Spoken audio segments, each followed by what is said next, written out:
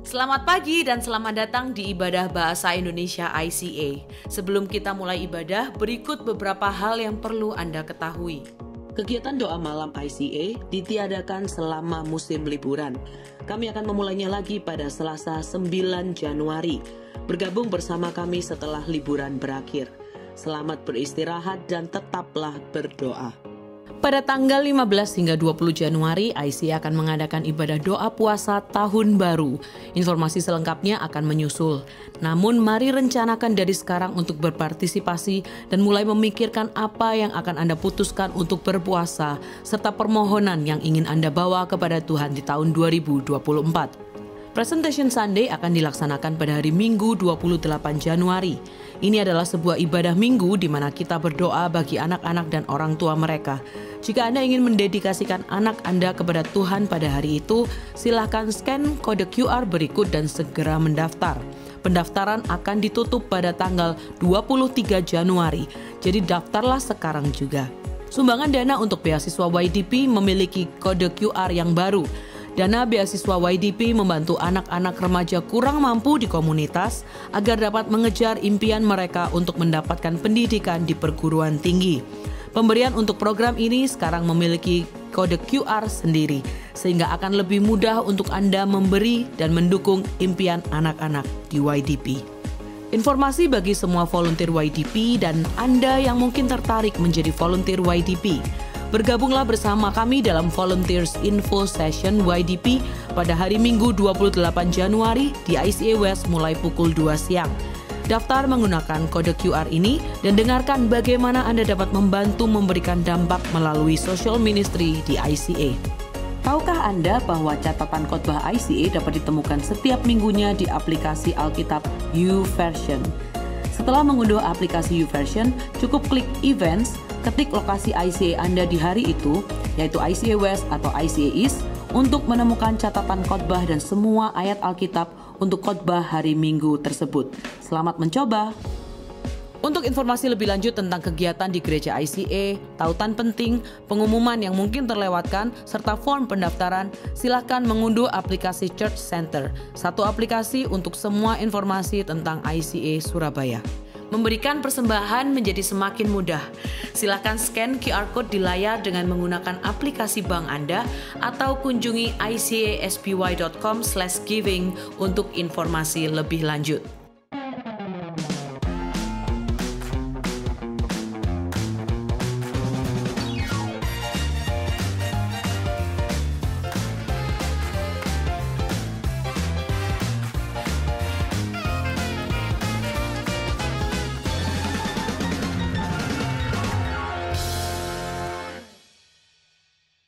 Selamat tahun baru ICA, Gongsi Facai, 새해 복 많이 받으세요. Nama saya Samuel Han, saya adalah pastor eksekutif di ICA Surabaya dan saya senang sekali saudara-saudara bisa beribadah bersama dengan kami untuk minggu pertama di tahun 2024. Saudara-saudara, semua orang waktu mulai tahun baru pasti ingin Tuhan memberkati tahun itu. Saya sendiri waktu masuk tahun 2024 punya banyak pengharapan tentang tahun ini buat keluarga saya, buat pekerjaan saya, buat pelayanan di ICA Surabaya, dan saya percaya saudara juga punya keinginan itu supaya Tuhan bisa memberkati tahun 2024. Jadi kita sedang masuk ke dalam seri baru yang mulai minggu lalu, yaitu adalah apa? Sehat rohani. Itu adalah disiplin-disiplin untuk membawa sukses dalam tahun 2024. Seri ini adalah seri di mana kita percaya sukses dapat dicapaikan saat kita hidup sesuai dengan kehendak Tuhan. Dan bagaimana kita hidup sesuai dengan kehendak Tuhan, itu melalui disiplin-disiplin yang dilakukan di dalam kehidupan kita. Jadi minggu yang lalu kita belajar tentang disiplin pertama, yaitu apa? Disiplin dalam pikiran. Minggu ini kita akan belajar tentang disiplin kedua, yaitu bersaat teduh, ya. Disiplin kedua adalah bersaat teduh. Saya mau baca buat saudara-saudara dari Mazmur 1 ayat 1 sampai 3.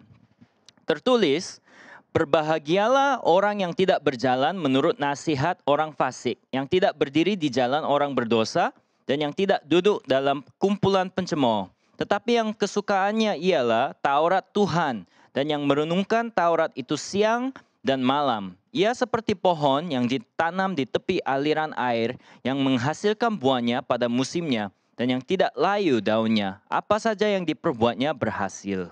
Saudara-saudara, kita sedang mempelajari seri yang baru ini tentang disiplin-disiplin yang membuat kita sehat secara rohani. Supaya kita bisa hidup sesuai dengan kehendak Tuhan. Dan hari ini kita belajar tentang disiplin yang bernama bersaat teduh ya, saat teduh. Apa itu saat teduh? Itu adalah hal yang sengaja dilakukan untuk masuk ke hadirat Tuhan. Jadi biasanya kalau bicara sama orang Kristen, mereka akan bilang saya punya quiet time atau mungkin devotion ya. Dalam bahasa Inggris, bahasa Indonesia kita panggil saat teduh ya. Itu adalah waktu di mana kita ingin bersama dengan Tuhan, masuk ke hadirat Tuhan, merenungkan firman-Nya, berdoa supaya kita bisa mengetahui kehendak Tuhan.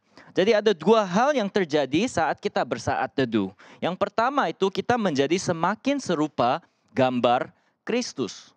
Kalau kita lihat di dalam Alkitab, saudara, ada tokoh yang namanya Musa. Di dalam Alkitab tertulis bahwa waktu Musa, setiap pagi dia akan pergi masuk ke dalam hadirat Tuhan. Untuk mendengar dari Tuhan. Apa itu firman-Nya? Supaya dia bisa menyampaikan kepada bangsa Israel. Tetapi setiap kali dia masuk ke hadirat Tuhan, terus dia keluar, dia bertemu dengan bangsa Israel, mukanya itu bercahaya. Dan mereka takut untuk melihat muka Musa. Kenapa? Karena dia sudah masuk ke hadirat Tuhan. Maka Musa juga dia mempancarkan gambar Tuhan, yaitu sifat Tuhan dan mukanya kelihatan cahaya. Jadi kita juga untuk menjadi semakin serupa gambar Kristus harus rajin untuk masuk ke dalam hadirat Tuhan. Kalau kita rajin untuk bersaat teduh, kita bisa menjadi semakin serupa gambar Kristus. Yang kedua, kita saat bersaat teduh membawa kehendak Tuhan ke dalam hidup kita. Kalau kita rajin untuk bersaat teduh, apa yang terjadi itu kita bisa lebih tahu dengan jelas apa itu kehendak Tuhan supaya di dalam kehidupan kita bisa hidup sesuai dengan kehendak Tuhan itu. Banyak orang pikir doa itu sebenarnya adalah cara supaya kita bisa membuat kehendak Tuhan sesuai dengan kehendak saya. Tetapi saudara, bukan begitu. Doa dan bersaat teduh adalah waktu di mana kita berdoa supaya kehendak saya itu bersesuai dengan kehendak Tuhan. Ada seorang yang bernama E. Stanley Jones dan dia pernah cerita demikian. Kalau saya melempar kait perahu ke pantai, apakah saya sedang menarik pantai kepada saya? Mana mungkin ya? Atau diri saya ke pantai? Pasti saya itu sedang menarik diri saya kepada pantai ya. Berarti doa juga sebenarnya bukan saya yang menarik kehendak Tuhan untuk bersesuai dengan kehendak saya. Tapi malah menarik diri saya untuk bersesuai dengan kehendak Tuhan. Saudara, dua hal ini adalah bagaimana kita bisa hidup dalam sukses pada tahun 2024. Karena kita akan lebih banyak tahu apa itu kehendak Tuhan dengan lebih jelas. Juga kita bisa tahu apa itu sifat Kristus supaya lebih serupa dengan gambar Kristus. Tapi ada masalah saudara, meskipun banyak orang ini tahu ini dengan kepala saudara. Mereka sudah belajar ini sejak sekolah minggu, mereka tahu read your Bible, pray every day. Semua orang itu tahu. Tapi tidak ada banyak orang yang rajin bersaat teduh saudara. Ada orang-orang yang mungkin adalah orang tua muda ya, mereka anak-anak masih kecil. Mereka pikir bagaimana pastor saya bisa bersaat teduh. Pagi-pagi anak-anak sudah bangun, saya tidak punya waktu damai di dalam sehari. Saya itu selalu harus kejar-kejar anak-anak saya, kirim mereka ke sekolah, terus saya harus melakukan banyak hal untuk seluruh hari. Jadi saya tidak punya waktu untuk bersaat teduh. Bagaimana pastor? Saya itu bukan pastor loh. Saya itu bukan seorang yang bekerja di gereja. Ada juga orang-orang yang sangat sibuk dalam bisnis. Mereka pikir, ya memang pastor, tetapi saya ini sangat sibuk sekali. Saya selalu harus pergi ke perjalanan luar kota. Saya harus melakukan bisnis di sini, di situ. Saya tidak bisa, saudara, pastor, karena saya punya banyak responsibilitas yang lain. Makanya ada banyak orang Kristen yang meskipun tahu di dalam kepala mereka harus bersaat teduh, mereka tidak bisa melakukannya. Tapi itu adalah masalah, karena saat teduh itu adalah jalan supaya kita lebih bisa mengenal kehendak Tuhan. Dan kita sudah bicarakan melalui seri ini, kita percaya untuk bisa hidup dalam sukses dalam tahun 2024, kita perlu bersaat teduh. Saat teduh itu membawa sukses karena membuat kita rupa dengan gambar Kristus dan dapat hidup sesuai dengan kehendak Tuhan. Jadi apa yang kita harus melakukan? Ya saudara, saya ingin menyampaikan firman ini supaya saudara bisa tahu. Untuk bisa bersaat teduh itu bukan artinya saudara harus baca satu buku dalam Alkitab di dalam satu hari ya. Bukan artinya harus melewati 1 jam sehari di dalam baca, merenungkan firman Tuhan dan berdoa. Tetapi lebih pentingnya konsisten. Lebih pentingnya mulai sesuatu supaya saya bisa masuk ke hadirat Tuhan. Dan saya berharap tahun ini saudara bisa bermulai tahun ini dengan bersaat teduh dengan Tuhan. Mungkin kalau saudara sudah jauh dari disiplin bersaat teduh, tahun ini bisa dimulai dengan langkah pertama terhadap bersaat teduh. Nah saudara, ada banyak orang yang tidak bersaat teduh karena 2 hal. 1, tidak tahu apa itu bersaat teduh. Dan kedua, tidak tahu caranya. Jadi kita akan melihat hari ini apa itu bersaat teduh ya. Kita akan lihat di dalam buku Mazmur karena di dalam Alkitab ada banyak kumpulan doa-doa dan pujian-pujian dari para orang-orang di Alkitab termasuk Daud yang menulis saat mereka sedang teduh ya. Buku Mazmur adalah buku di dalam Alkitab yang menceritakan bagaimana kita bisa bersaat teduh. Jadi apa itu bersaat teduh? Yang pertama, bersaat teduh adalah perenungan. Yaitu apa? Merenungkan firman Tuhan untuk memimpin hidup saya. Jadi kita sudah membicarakan bahwa bersaat teduh akan membawa kita ke tempat di mana kita bisa lebih tahu kehendak Tuhan itu apa. Bagaimana kita melakukan itu? Itu dilakukan saat kita merenungkan firman Tuhan. Mazmur 1:2 yang kita baca tadi itu tertulis demikian. Tetapi yang kesukanya ialah Taurat Tuhan. Dan yang merenungkan Taurat itu siang dan malam. Orang yang berbahagia adalah orang yang kesukaannya ialah Taurat Tuhan. Dan yang merenungkan Taurat itu siang dan malam. Orang yang ingin serupa gambar Kristus dan yang ingin mengetahui kehendak Tuhan, ya wajar harus merenungkan firman Tuhan. Saudara-saudara, kita hidup dalam zaman di mana ada banyak orang yang kalau sudah selesai kerja, mungkin ada waktu, mereka itu punya waktu yang bebas, mereka itu melihat HP-nya secara otomatis ya. Mereka buka HP-nya itu langsung kemana? Langsung ke Instagram, langsung ke sosial media. Tetapi masalah dengan sosial media ini ada banyak video-video yang keluar. Terus apa yang mereka bilang? Itu adalah doom scrolling ya. Doom scrolling apa itu? Mereka mulai scrolling, habis itu menjadi 20 menit, 30 menit, bisa jadi 1 jam. Nanti mereka tidak bisa tidur sampai malam-malam, pagi-pagi mereka masih sedang melakukan doom scrolling ya. Itu adalah satu masalah, kita tidak berfokus kepada apa yang penting. Tetapi bagi orang yang ingin lebih mengetahui kehendak Tuhan, kita harus rajin apa? Merenungkan bukan hal yang tidak penting, bukan hal yang tidak begitu berarti, tetapi kita harus sungguh berfokus kepada apa yang sungguh-sungguh berarti, apa yang sungguh-sungguh penting. Dan itu adalah firman Tuhan. Perenungan artinya kita harus mendekat kepada firman Tuhan. Mazmur 1 ayat 3 tertulis, orang yang berbahagia, ia seperti pohon yang ditanam di tepi aliran air. Jadi pohon ini sengaja ditanam di dekat aliran air. Dan aliran air adalah gambar firman Tuhan atau Taurat. Jadi siapapun yang menanam pohon ini, dia sengaja taruh pohon itu dekat sama aliran air. Supaya apa? Dia selalu bisa dekat sama Taurat itu. Saudara-saudara, kalau Anda adalah pohon, bayangkan saudara adalah sebuah pohon. Anda sekarang ditanam di tepi apa ya? Apakah itu di tepi pikiran-pikiran tentang kerja? Mungkin di tepi media sosial ya? Atau mungkin di tepi berita. Kita tahu segala hal yang sedang terjadi di dunia. Politik atau peperangan atau banyak isu-isu di dunia. Mungkin kita ada di tepi berita. Atau apakah kita ada di tepi aliran buku-buku duniawi? Kita sudah tahu tentang bisnis atau tentang kesehatan mental atau tentang hubungan di dalam psikolog atau apa-apa. Kita sudah tahu banyak hal, materi-materi duniawi.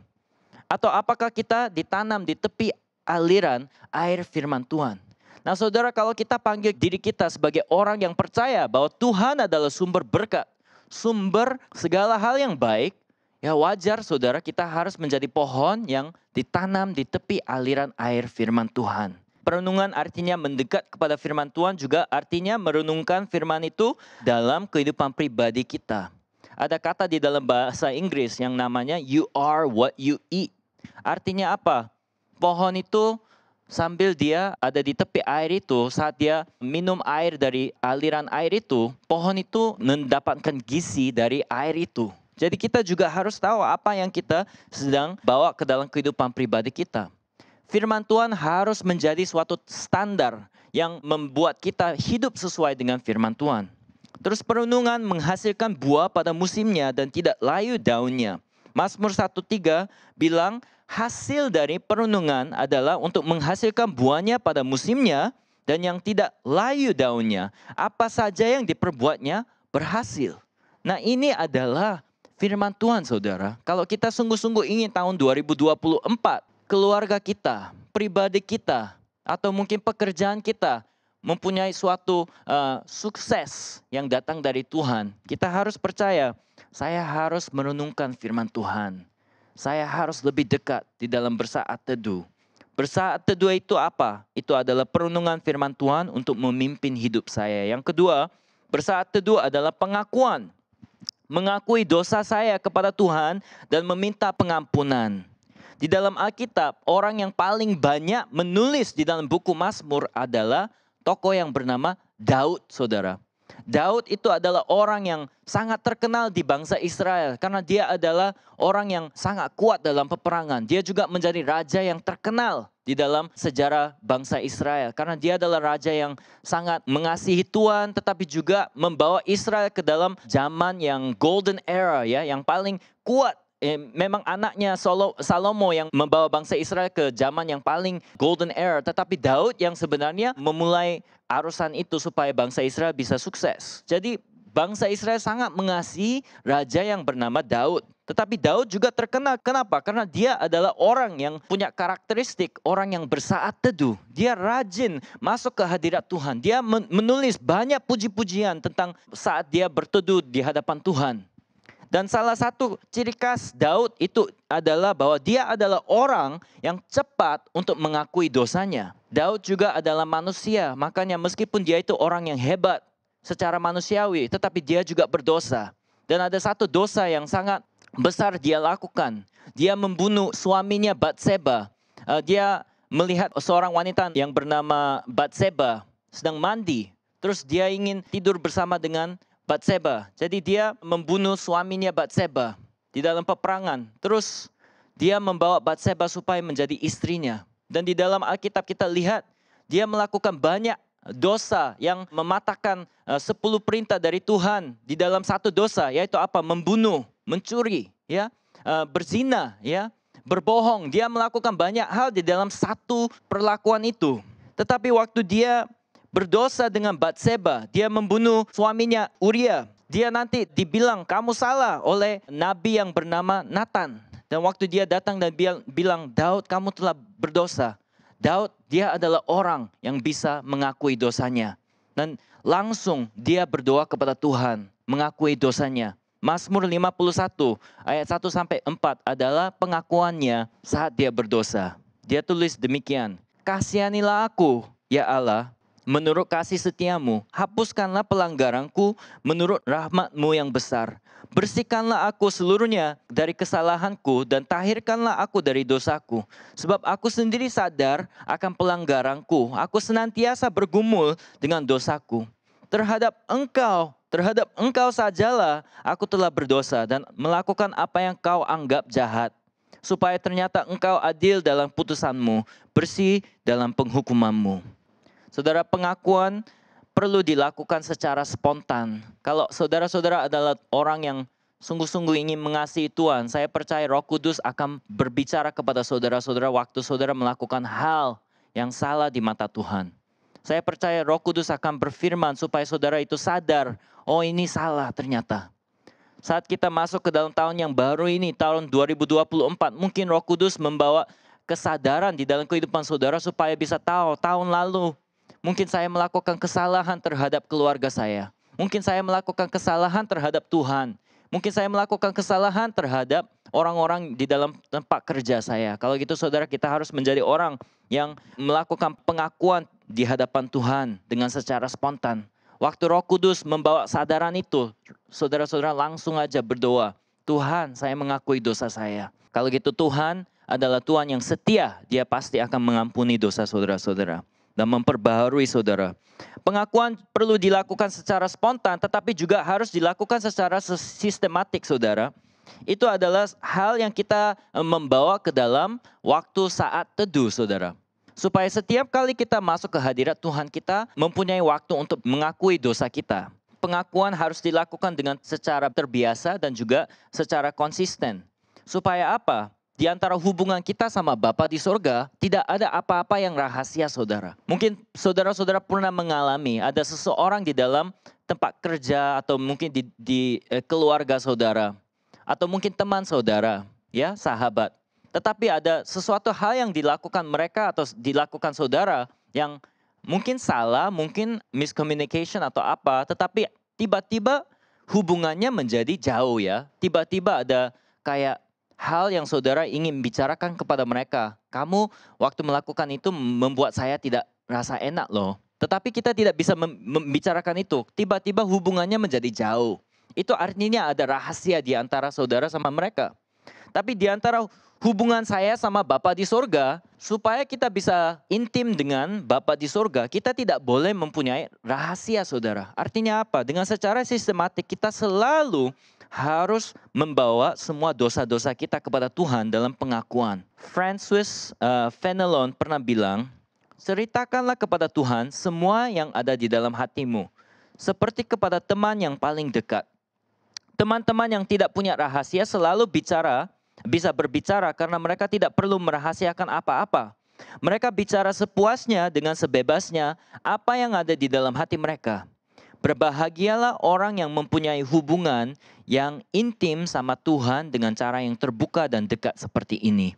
Saya harap kita semua bisa mempunyai hubungan dengan Tuhan seperti ini, yang intim, saudara. Itu terjadi saat kita melakukan pengakuan dosa dengan terbiasa, saudara. Bersaat teduh itu apa? Itu adalah perenungan, tapi juga adalah pengakuan dosa kepada Tuhan dan permintaan pengampunan.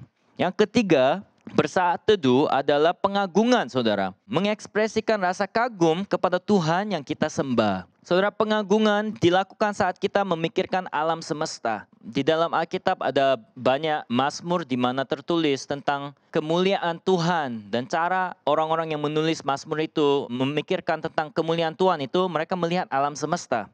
Mazmur 19 ayat 1-4 tertulis, langit menceritakan kemuliaan Allah. Mungkin saudara pernah mengalami itu. Mungkin naik ke Gunung Bromo atau kemana melihat alam semesta. Tiba-tiba ada haleluya yang keluar. Wah, Tuhan itu luar biasa ya.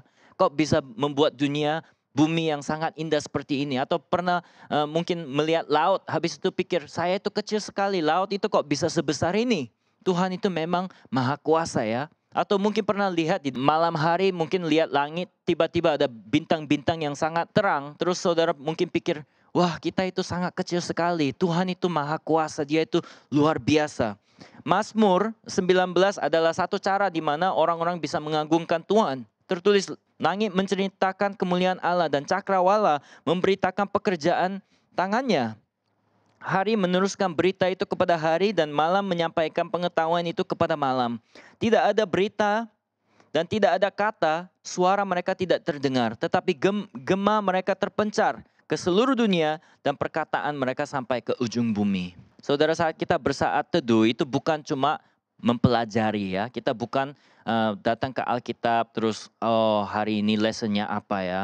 Terus kita, oh Tuhan minta ampun, kayak kita berdoa seperti itu. Bukan hanya itu saja, sebenarnya itu adalah pengagungan, saudara. Kita kagum akan Tuhan. Wah, Tuhan itu luar biasa ya. Pengagungan dilakukan saat kita memikirkan alam semesta yang diciptakan oleh Tuhan. Tetapi juga dilakukan saat kita memikirkan karakter Tuhan. Karena apa? Tuhan adalah Tuhan yang penuh anugerah, penuh kasih. Meskipun kita adalah orang yang berdosa, meskipun kita adalah orang yang tidak sanggup, kita adalah orang yang selalu gagal karena kita adalah manusia. Tuhan adalah Tuhan yang mengasihi kita, penuh anugerah, penuh hati yang lemah lembut, yang ingin mengampuni kita. Itu adalah Tuhan kita. Makanya Allah yang kita sembah itu adalah Allah yang sangat baik, saudara. Pengagungan adalah pengakuan bahwa Tuhan adalah Tuhan yang sungguh-sungguh baik. Terus pengagungan dilakukan saat memikirkan karya Tuhan. Saudara, ini adalah suatu latihan yang baik. Memikirkan tahun 2023, banyak hal yang terjadi, tetapi kita memikirkan apa yang terjadi oleh kekuatan dan karya Tuhan. Apa yang Tuhan melakukan di dalam 2023 di dalam kehidupan saya. Kita memikirkan hal itu. Kalau gitu kita bisa mengagungkan Tuhan. Tuhan, saya tidak pernah merencanakan ini. Tapi kehendak Tuhan itu luar biasa. Jauh lebih bagus daripada apa yang saya bayangkan. Saya tidak memikirkan bahwa tahun ini Tuhan akan melakukan ini. Tetapi Tuhan memang luar biasa. Bekerja di dalam cara yang tidak pernah saya pikirkan. Saudara, pengagungan adalah hal yang kita melakukan untuk memikirkan karya Tuhan juga yang luar biasa. Jadi bersaat teduh adalah pengagungan. Yang keempat ya saudara, ada 5. Keempat adalah ketundukan, memberi seluruh hidup kita dalam ketaatan dan iman. Ketundukan ada 2 artinya. Satu itu artinya bertaat ya, artinya taat. Mazmur 1 ayat 1 tertulis, berbahagialah orang yang tidak berjalan menurut nasihat orang fasik, yang tidak berdiri di jalan orang berdosa, dan yang tidak duduk dalam kumpulan pencemooh. Bagaimana saudara kita bisa menjadi serupa gambar Kristus? Bagaimana kita bisa bertaat kepada firman Tuhan dan juga kehendak Tuhan? Melalui ketaatan kepada firman Tuhan. Kalau firman Tuhan menceritakan ini adalah kebenaran, ini adalah kesalahan, ya kita harus bertaat kepada itu saudara. Sekarang saudara-saudara ada banyak orang yang pikir my way is the right way ya, my way is the highway. Jadi ada orang-orang yang mau menjelaskan kebenaran itu adalah hal yang saya pilih. Bahkan gender atau jenis kelamin ya, saya itu laki-laki atau perempuan itu adalah pilihan saya. Bahkan kebenaran atau kesalahan itu semua itu adalah hal yang saya bisa pilih. Tetapi apa itu artinya ketundukan? Ketundukan artinya kita bertaat kepada firman Tuhan. Itu adalah cara untuk masuk ke dalam sukses saudara. Kita bertaat dan bertunduk kepada kehendak Tuhan. Ketundukan artinya percaya dan beriman juga. Mazmur 37, 5-7 tertulis, serahkanlah hidupmu kepada Tuhan dan percayalah kepadanya, dan ia akan bertindak. Ia akan memunculkan kebenaranmu seperti terang dan hakmu seperti siang. Berdiam dirilah di hadapan Tuhan dan nantikanlah dia. Jangan marah karena orang yang berhasil dalam hidupnya, karena orang yang melakukan tipu daya. Banyak dari kita mungkin sekarang ada di dalam masa yang sulit. Mungkin ada persoalan yang tidak dijawab Tuhan, tidak dipecahkan oleh Tuhan. Mungkin ada doa-doa yang belum dijawab oleh Tuhan dan saudara sedang tunggu. Di waktu itu saat bersaat teduh sangat sulit saudara, karena Tuhan kok bisa membuat saya tunggu selama 5 tahun ini. Kok bisa Tuhan, saya sudah berdoa buat keluarga saya yang sakit ini selama bertahun-tahun ini, tapi Tuhan masih belum sembuhkan. Kok bisa Tuhan ya? Saya sudah lama sekali menunggu supaya Tuhan bisa bekerja di dalam persoalan di dalam kehidupan saya, tapi Tuhan masih belum menjawab. Tapi saudara, bersaat teduh itu artinya apa? Itu artinya kita percaya kepada Tuhan, bahwa Dia akan bertindak, bahwa Dia adalah Tuhan yang baik, yang mempunyai rencana yang baik, dan kita beriman dalam Tuhan, bahwa Tuhan akan bekerja. Jadi bersaat teduh adalah ketundukan. Saya mau menyampaikan kepada saudara yang sedang menunggu Tuhan, waktu Tuhan. Tuhan adalah Tuhan yang mengasihi saudara. Tuhan pasti mengenal semua persoalan-persoalan yang saudara sedang mengalami. Dan Tuhan adalah Tuhan yang mempunyai rencana yang jauh lebih besar dari apa yang kita membayangkan. Jadi kita bertaat dan kita beriman dan kita percaya kepada Tuhan. Yang kelima, bersaat teduh adalah permohonan. Ini biasanya yang kita paling rajin melakukannya waktu kita bersaat teduh ya. Memohon kepada Tuhan buat keperluan kita, kebutuhan kita. Ini juga adalah hal yang memang kita harus lakukan sebagai manusia saudara. Tidak salah ya melakukan ini. Karena apa? Karena Allah adalah Sang Pencipta. Dia adalah yang Maha Kuasa. Kita adalah manusia. Makanya wajar kita datang kepada Tuhan untuk memohon untuk kebutuhan kita.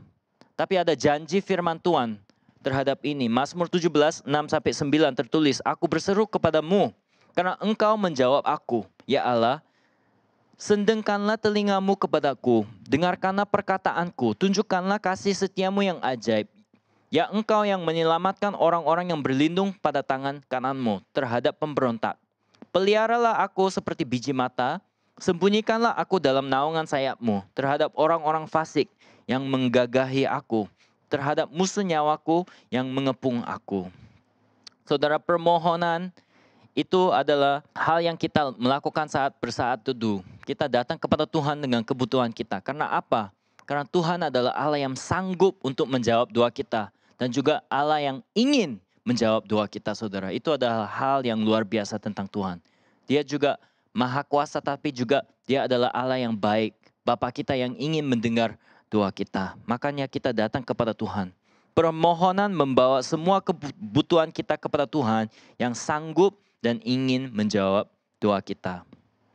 Nah, saudara, minggu depan kita akan membicarakan tentang disiplin doa, saudara. Dan di dalam minggu itu, saat kita membicarakan hal itu, kita akan masuk ke dalam satu minggu di mana kita akan berpuasa selama 1 minggu dan berdoa selama 1 minggu. Saya mau minta saudara-saudara minggu depan dengar tentang bagaimana kita bisa berpuasa, bagaimana kita bisa berdoa. Dan masuk di dalam minggu itu dengan kebutuhan saudara. Mungkin saudara-saudara sedang berdoa buat tahun 2024.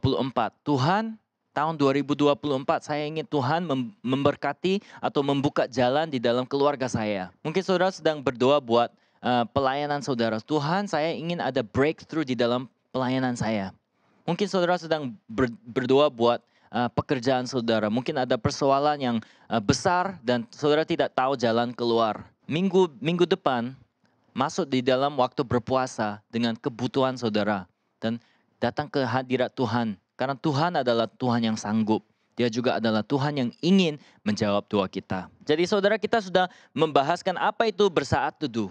Bersaat teduh itu adalah perenungan, ya. Itu juga adalah pengakuan semua dosa kita. Itu adalah pengagungan, mengangkat Tuhan dan mengekspresikan rasa kagum terhadap Dia. Itu adalah juga ketundukan supaya kita bertaat kepada Tuhan.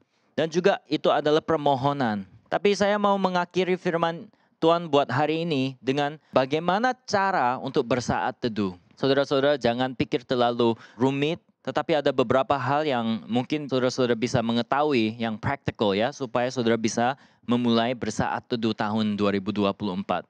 Yang pertama, kita harus membuat rencana, saudara. Kalau tidak ada rencana, pasti tidak akan terjadi. Tanpa rencana tidak mungkin ini akan terjadi, saudara. Jadi tahun 2024, sekarang kalau saudara-saudara sedang mendengar firman Tuhan buat hari ini, khotbah ini, saya mau minta saudara-saudara buatlah rencana, ya. Meskipun bukan rencana yang besar, tapi buat rencana. Rencana itu harus mempunyai elemen-elemen apa? Yang pertama, saudara harus memilih waktu. Pagi, malam, di tengah hari, sesudah makan, sebelum makan, mungkin waktu menyetir ke tempat kerja atau pulang dari kerja. Kapan saudara mau melakukan saat teduh? Saudara harus memilih waktu, ya.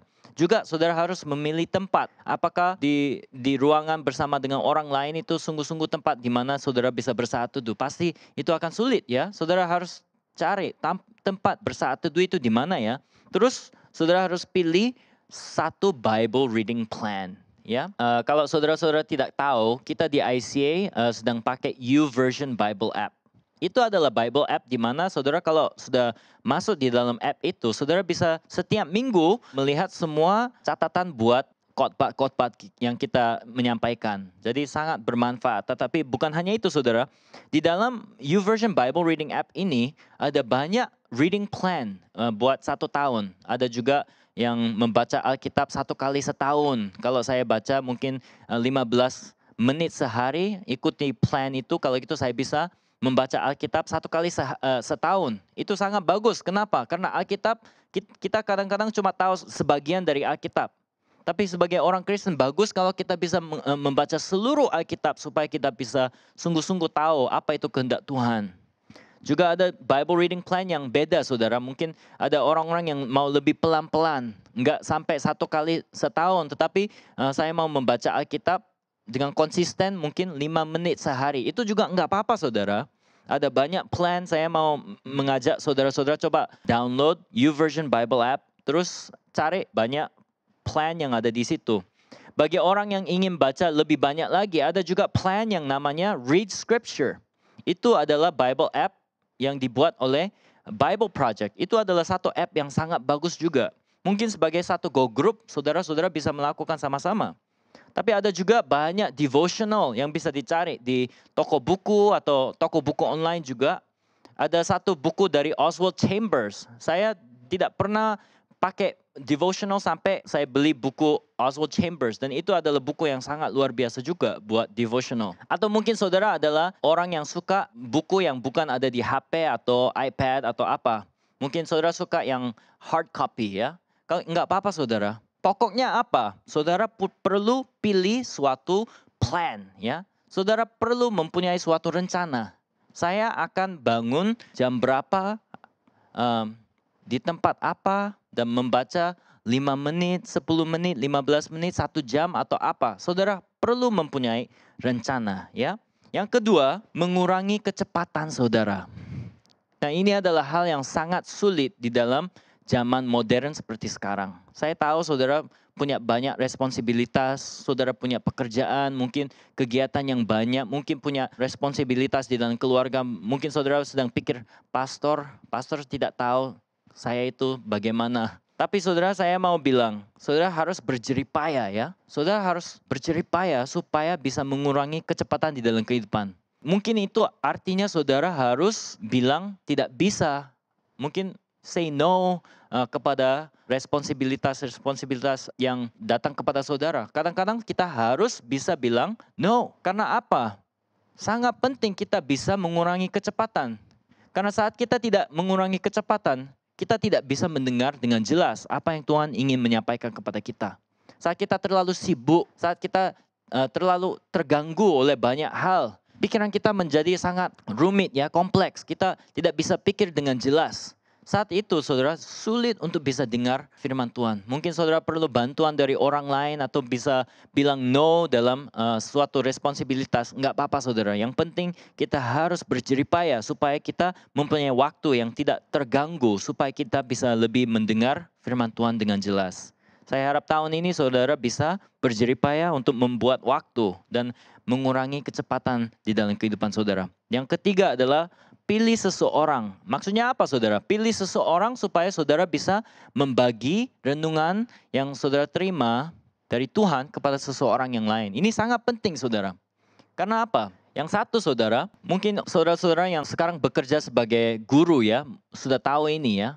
Cara yang paling bagus saudara bisa mengingati apa itu renungan itu saat saudara mengajarkan renungan itu kepada orang yang lain ya. Saat saudara mendengarkan sesuatu, cara yang paling bagus untuk mengingati itu adalah untuk membagi itu kepada orang yang lain. Nah yang kedua itu bukan hanya menjadi berkat buat saudara saja, tetapi sekarang menjadi berkat kepada orang yang lain juga. Apa yang saudara dengar dari Tuhan bisa menjadi berkat kepada orang yang lain. Jadi saya mau minta saudara bagikan renungan saudara kepada orang yang lain, mungkin kepada pastor. Mungkin kepada teman di gereja, mungkin kepada teman di kerja atau keluarga ya. Saya paling suka membagi renungan saya kepada istri saya ya. Karena apa? Kita itu paling intim ya di dalam hubungan saya paling intim sama istri saya. Tapi saudara saya mau minta tahun ini waktu saudara mulai untuk bisa bersaat teduh, saudara perlu memilih 1 orang, 2 orang, mungkin kelompok ya, go group. Siapapun itu, pilihlah seseorang supaya saudara bisa membagi renungan saudara kepada mereka. Itu adalah 3 hal yang kita harus melakukan untuk tahu cara bersaat teduh. Yang pertama, buatlah rencana. Yang kedua, mengurangi kecepatan. Dan yang ketiga adalah pilih seseorang. Saudara-saudara, saya akan mengakhiri khotbah dengan membicarakan hal ini sekali lagi, saudara. Tahun 2024 saya tahu, saudara pasti ingin hidup dengan lebih sukses. Mungkin kita tidak suka kata sukses di gereja. Tapi apa artinya? Dengan lebih bahagia. Dengan lebih diberkati oleh Tuhan. Di dalam pribadi, di dalam keluarga, di dalam pekerjaan, di dalam pelayanan. Mencapai semua yang Tuhan inginkan di dalam kehidupan kita. Semua kita pasti ingin itu. Tapi saudara, untuk melakukan itu, kita tidak boleh terlalu sibuk supaya kita tidak bersaat teduh. Kita harus bersaat teduh supaya kita bisa lebih dekat sama sumber berkat, lebih dekat sama kehendak Tuhan supaya bisa mengetahui apa itu kehendak Tuhan yang baik dan bagus dan yang penuh kehidupan terhadap semua kita. Jadi saya harap setiap kita bisa menjadi orang-orang yang memulai tahun ini dengan rajin untuk bersaat teduh supaya kita bisa masuk ke dalam hidup yang sesuai dengan kehendak Tuhan. Jadi saya memberkati saudara, tahun 2024, mari kita mulai dengan suatu rencana buat bagaimana kita akan bersaat teduh, dan mari kita mengurangi kecepatan di dalam kehidupan kita, dan mari kita pilih seseorang supaya kita bisa membagi renungan kita. Waktu itu saya percaya kehidupan saudara akan lebih banyak diberkati. Mari kita berdoa. Tuhan, terima kasih. Tahun 2023 sungguh-sungguh penuh dengan anugerah Tuhan, kebaikan Tuhan, dan juga kebenaran yang datang dari Tuhan. Kami percaya bahwa Tuhan sedang bekerja di dalam setiap kehidupan kami ini. Dan kami juga bisa melihat kebaikan Tuhan yang sungguh bisa dilihat saat kami melihat bertahun-tahun Tuhan sedang bekerja di dalam kehidupan kami. Dan kami saat masuk ke dalam tahun baru ini, tahun 2024, Tuhan, kami ingin menjadi orang yang lebih rajin bersaat teduh, supaya kami bisa masuk ke dalam hadirat Engkau. Tuhan, biarlah orang-orang yang sedang melewati waktu yang sangat sibuk, waktu yang sangat sulit untuk bisa mengurangi kecepatan di dalam kehidupan mereka, Tuhan berilah hikmat supaya mereka bisa tahu cara untuk bisa masuk ke hadirat Tuhan. Tuhan juga bukalah jalan supaya mereka bisa masuk ke hadirat Tuhan dengan cara yang lebih terbiasa. Jadi Tuhan berilah berkat itu supaya hamba-hambamu, supaya umatmu, gerejamu bisa lebih dekat sama Engkau tahun ini. Lebih mengenal kehendak Tuhan dengan jelas di dalam kehidupan mereka. Supaya mereka bisa hidup serupa gambar Kristus. Dan hidup sebagai gereja Yesus Kristus di zaman ini, di mana kita bisa hidup sebagai umat-umat-Mu, membawa kemuliaan Tuhan di dalam keluarga kami, di dalam pekerjaan kami, di setiap tempat Engkau telah mengutus kami. Jadi Tuhan berilah berkat itu di atas umat-Mu. Sekarang terimalah berkat. Kiranya anugerah Yesus Kristus, kasih Allah Bapa, dan kepenuhan Roh Kudus beserta bersama dengan setiap orang yang sedang beribadah online di YouTube ICA Surabaya, sampai Tuhan Yesus datang kembali. Amin. Terima kasih saudara-saudara. Minggu depan kita akan masuk seri ini lagi dalam minggu ketiga untuk belajar tentang doa. Terima kasih sudah beribadah bersama dengan kami dan sampai jumpa lagi. Kami senang Anda bergabung dengan ibadah ICA hari ini. Selamat berakhir pekan dan sampai jumpa minggu depan. Tuhan berkati Anda dan keluarga. Kegiatan doa malam ICA ditiadakan selama musim liburan. Kami akan memulainya lagi pada Selasa 9 Januari. Bergabung bersama kami setelah liburan berakhir. Selamat beristirahat dan tetaplah berdoa. Pada tanggal 15 hingga 20 Januari, ICA akan mengadakan ibadah doa puasa tahun baru. Informasi selengkapnya akan menyusul. Namun mari rencanakan dari sekarang untuk berpartisipasi dan mulai memikirkan apa yang akan Anda putuskan untuk berpuasa, serta permohonan yang ingin Anda bawa kepada Tuhan di tahun 2024. Presentation Sunday akan dilaksanakan pada hari Minggu 28 Januari. Ini adalah sebuah ibadah minggu di mana kita berdoa bagi anak-anak dan orang tua mereka. Jika Anda ingin mendedikasikan anak Anda kepada Tuhan pada hari itu, silakan scan kode QR berikut dan segera mendaftar. Pendaftaran akan ditutup pada tanggal 23 Januari, jadi daftarlah sekarang juga. Sumbangan dana untuk beasiswa YDP memiliki kode QR yang baru. Dana beasiswa YDP membantu anak-anak remaja kurang mampu di komunitas agar dapat mengejar impian mereka untuk mendapatkan pendidikan di perguruan tinggi. Pemberian untuk program ini sekarang memiliki kode QR sendiri, sehingga akan lebih mudah untuk Anda memberi dan mendukung impian anak-anak di YDP. Informasi bagi semua volunteer YDP dan Anda yang mungkin tertarik menjadi volunteer YDP. Bergabunglah bersama kami dalam Volunteers Info Session YDP pada hari Minggu 28 Januari di ICA West mulai pukul 2 siang. Daftar menggunakan kode QR ini dan dengarkan bagaimana Anda dapat membantu memberikan dampak melalui social ministry di ICA. ICA Kids mencari sukarelawan untuk membantu dalam bidang musik, pujian, sound, dan LCD. Mari bersama membantu Next Gen di ICA dengan mendaftar sekarang juga.